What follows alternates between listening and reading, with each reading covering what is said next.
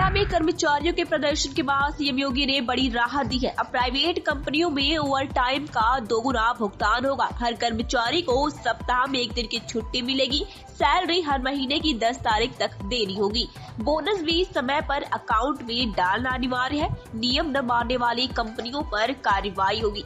महिलाओं की सुरक्षा के लिए भी सख्त दिशा निर्देश सीएम योगी द्वारा दिए गए। वहीं आज मंगलवार 14 अप्रैल को मुख्यमंत्री नीतीश कुमार 11 बजे आखिरी कैबिनेट बैठक में शामिल होंगे। फिर वे राजभवन जाकर इस्तीफा देंगे। इसके बाद एनडीए विधानमंडल दल नए नेता का चुनाव करेगा। संकेतों के अनुसार सम्राट चौधरी ही सर्वसम्मति से अगले मुख्यमंत्री बनेंगे। वह बुधवार 15 अप्रैल को शपथ ग्रहण करेंगे। बिहार की सत्ता अब पूरी तरह से बदल रही है। हज यात्रियों के लिए फ्लाइट कंफर्मेशन जरूरी कर दिया गया है। 15 अप्रैल तक ही ऑनलाइन विकल्प मिलेगा। हज कमेटी ऑफ इंडिया ने नए निर्देश जारी किए हैं। यात्री hajcommittee.gov.in पर या हज सुविधा ऐप पर कंफर्मेशन करें। कंफर्म होने के बाद बदलाव का मौका नहीं मिलेगा। यात्रा प्रपत्र लेने के समय रसीद दिखाना अनिवार्य होगा। सभी यात्री समय रहते अपनी बुकिंग कंफर्म करा लें।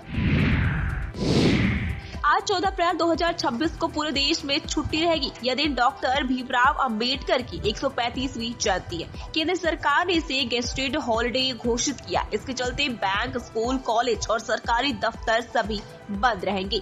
लोग बाबा साहेब को याद कर रहे। देश भर में उनकी प्रतिमाओं पर माल्यार्पण और कार्यक्रम आयोजित हो रहे हैं। सरकारी कामकाज पर आज कोई प्रक्रिया नहीं होगी। वहीं जमीन की बदली नौकरी घोटाले में राजद सुप्रीमो लालू यादव को सुप्रीम कोर्ट से बड़ा झटका लगा है। सर्वोच्च न्यायालय ने उन्हें कोई राहत देने से साफ इनकार कर दिया है। कोर्ट ने साफ कहा है कि यह मामला रुकेगा नहीं, बल्कि निचली अदालत में मेरिट के आधार पर आगे बढ़ेगा। लालू ने सीबीआई की एफआईआर रद्द करने की मांग की थी, लेकिन कोर्ट ने यह याचिका खारिज कर दी। अब ट्रायल जारी रहेगा।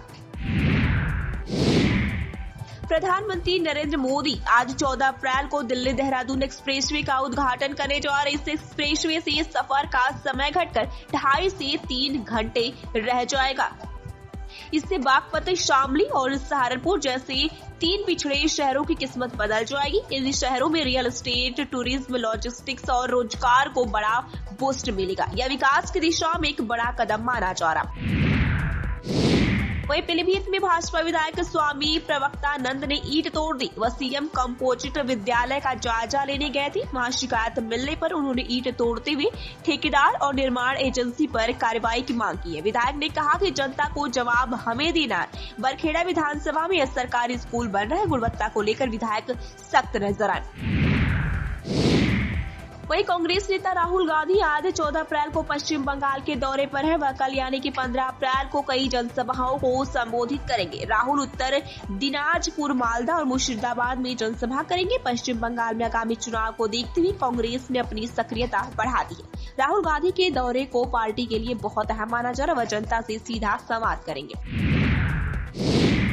वहीं अयोध्या आने वाले श्रद्धालुओं के लिए बड़ी खुशखबरी है। राम मंदिर परिसर के उप मंदिरों में दर्शन शुरू हो गए। श्रद्धालुओं में भारी उत्साह देखने को मिल रहा है। ऑनलाइन पास करवाने की होड़ मच गई है। पहले ही दिन करीब 80% पास बुक हो चुके हैं। भक्तों को सलाह दी जाती है कि वे पहले से ऑनलाइन पास बुक कराएं। मंदिर परिसर में भारी भीड़ उमड़ रही है। नोएडा में कंपनी कर्मचारियों का भारी बवाल हो गया। प्रदर्शनकारियों ने आगजनी और तोड़फोड़ की। गुस्साए लोगों ने पुलिस की जीप भी पलट दी। वे सैलरी बढ़ाने की मांग कर रहे। 4 दिन से प्रदर्शन चल रहा था। आज उग्र प्रदर्शनकारियों की पुलिस से झड़प हो गई। इससे नोएडा से लेकर गाजियाबाद तक जाम लग गया। NH9 पर 5 किलोमीटर लंबा जाम लग गया। पुलिस ने अफवाहों से बचने की अपील की है।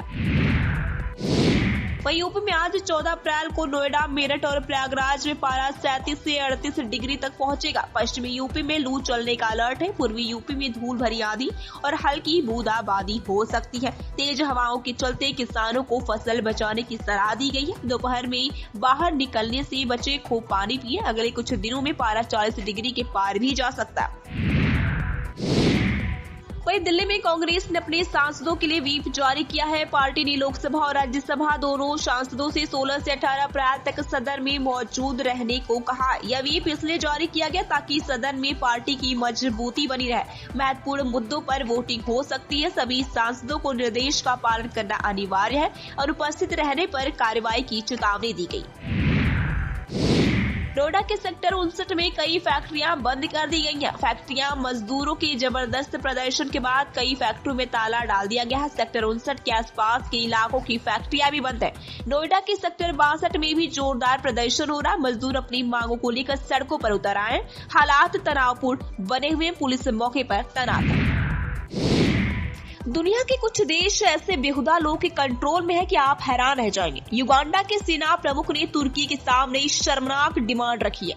सोमालिया में आतंकवादियों से लड़ाई के बदले उन्होंने तुर्की से $1 बिलियन यानी कि 93 अरब रुपए मांगे हैं। साथ ही तुर्की की सबसे खूबसूरत महिला को पत्नी बनाने के लिए भी मांगा। यह डिमांड सुनकर दुनिया के हर लोग हैरान रह गए। वहीं छत्तीसगढ़ के कांकेर जिले में सुरक्षा बलों को बड़ी कामयाबी मिली है। एसपी निखिल राखेचा ने बताया कि नक्सल एरिया की कमांडर रूपी मारी गई है। उस पर 5 लाख रुपए का इनाम था। छोटे बेतिया पुलिस स्टेशन के जंगल में मुठभेड़ हुई। इस मुठभेड़ में रूपी ढेर हो गई। मौके से हथियार और शव बरामद कर लिया गया है। यह नक्सल विरोधी अभियान में एक बड़ी सफलता मानी जा रही है। बांग्लादेश में खसरे से एक महीने में 100 से अधिक बच्चों की मौत हो गई है। खसरा एक वायरल बीमारी है जो हवा के जरिए फैलती है। संक्रमित व्यक्ति के खांसने या छींकने से यह वायरस दूसरों में फैल जाता है। शुरू में बुखार, खांसी और दाने होते हैं। समय पर इलाज न मिले तो यह जानलेवा भी हो सकती है। आज 14 अप्रैल 2026 को आईपीएल में सीएसके और केकेआर के बीच मुकाबला होगा। यह मैच चेन्नई के चेपॉक स्टेडियम में शाम 7:30 बजे से खेला जाएगा। फैंस को धोनी की वापसी की उम्मीद है। दोनों टीमों के बीच कड़ी टक्कर देखने को मिल सकती है। सीएसके के घरेलू मैदान पर केकेआर को चुनौती देना आसान नहीं होगा। धोनी का खेलना इस मैच को और भी खास बना रहा है। फैंस इसका जबरदस्त वेट कर रहे हैं। रणवीर सिंह की फिल्म धुरंधर 2 ने 25वें दिन भी 14 करोड़ की कमाई की। भारत में फिल्म का कलेक्शन 1080 करोड़ पार कर गया है। इसके आगे डकैत और LIK यानी कि लीग जैसी नई फिल्में फ्लॉप हो गई हैं। डकैत ने सिर्फ 21 करोड़ रुपए कमाए। धुरंधर 2 चौथे रविवार को भी बॉक्स ऑफिस पर छाई रही। दर्शक अभी भी थिएटर में फिल्म देखने पहुंच रहे। यह फिल्म वर्ल्ड वाइड 1700 करोड़ से अधिक की कमाई कर चुकी है। वहीं प्रयागराज में यूपी के 2 IPS अफसरों के बिश्नोई और अंशिका वर्मा का ग्रैंड रिसेप्शन हुआ। रिसेप्शन में रिश्तेदारों समेत करीबी लोग शामिल हुए। प्रयागराज के CP कमिश्नर और DM ने भी शिरकत की। दोनों की शादी 29 मार्च को राजस्थान में हुई थी। अब प्रयागराज में रिसेप्शन का आयोजन किया गया। दोनों अफसरों ने मेहमानों का आभार माना। मध्य प्रदेश में महाकुंभ की वायरल गर्ल मोनालिसा का जन्म प्रमाण पत्र फर्जी पाया गया। उसके पेपर में जन्म साल 2018 लिखा था, लेकिन अस्पताल के रिकॉर्ड के अनुसार वह 2009 में पैदा हुई थी, यानी शादी के समय वह नाबालिग थी। फर्जी सर्टिफिकेट बनाने वाले अधिकारी को हटा दिया गया है। प्रमाण पत्र भी रद्द कर दिया गया। मामले की उच्च स्तरीय जांच हो रही है। सरकार सख्त कार्रवाई कर